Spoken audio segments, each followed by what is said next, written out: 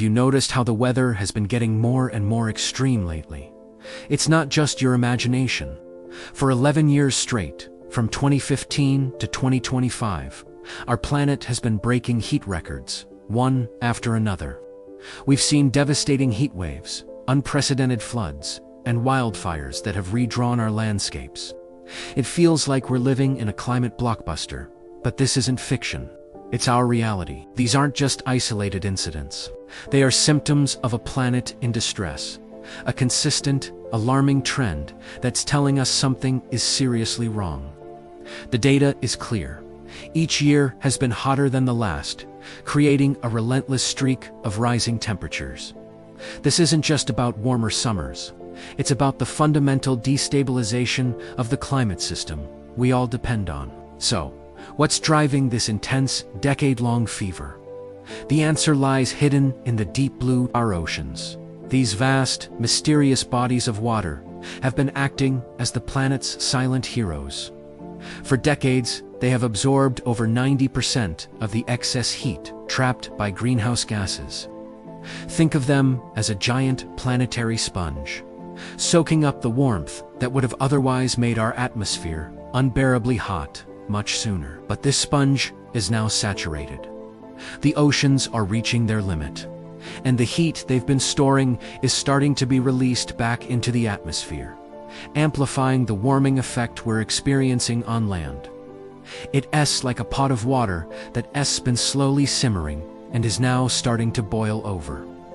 This release of stored ocean heat is a major factor behind the record-breaking temperatures we've seen. But there's another, more surprising piece to this puzzle. It has to do with something we don't often think about: the air we breathe. For a long time, industrial pollution, specifically sulfate aerosols, from burning fossil fuels, created a kind of aerosol shield in the atmosphere. These tiny particles reflected sunlight back into space, creating a cooling effect that masked some of the true extent of global warming. It was a strange, unintentional silver lining to a very dark cloud of pollution. However, as countries around the world, especially China, have made significant strides in cleaning up their air quality and reducing this type of pollution, that cooling shield has started to thin.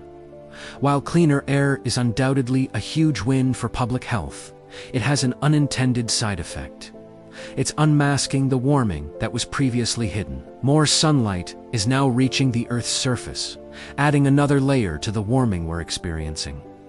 So, we're in a bit of a climate paradox. Our efforts to clean the air are revealing just how much hotter our planet has become. The consequences of this rapid warming aren't just abstract numbers on a chart. They are reshaping our world in very real and dramatic ways. Take the Panama Canal, for example.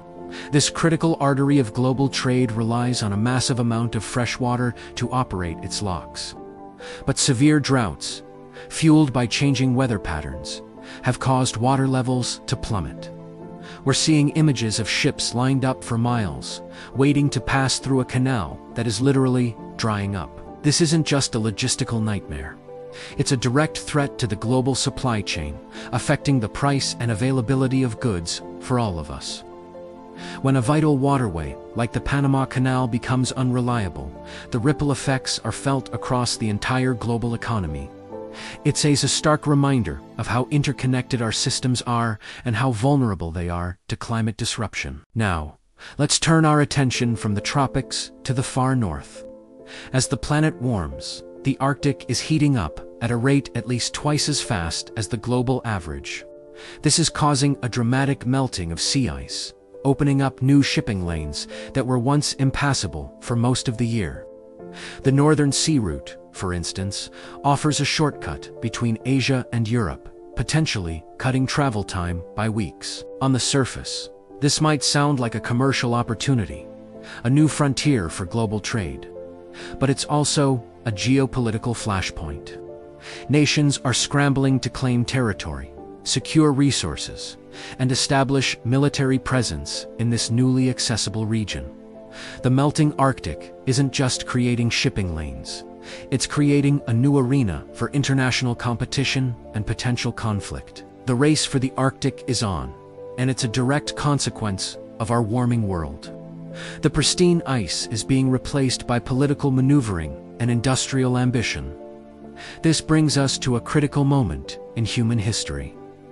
The past decade of record heat, driven by saturated oceans and a thinning aerosol shield, has led us to a crossroads. The year 2026 is not just another year on the calendar. It's a deadline. This is the year when countries are scheduled to submit their next round of climate action plans under the Paris Agreement. These plans, which will be discussed at the crucial COP30 climate conference in Brazil, will determine our path for the coming decade and beyond.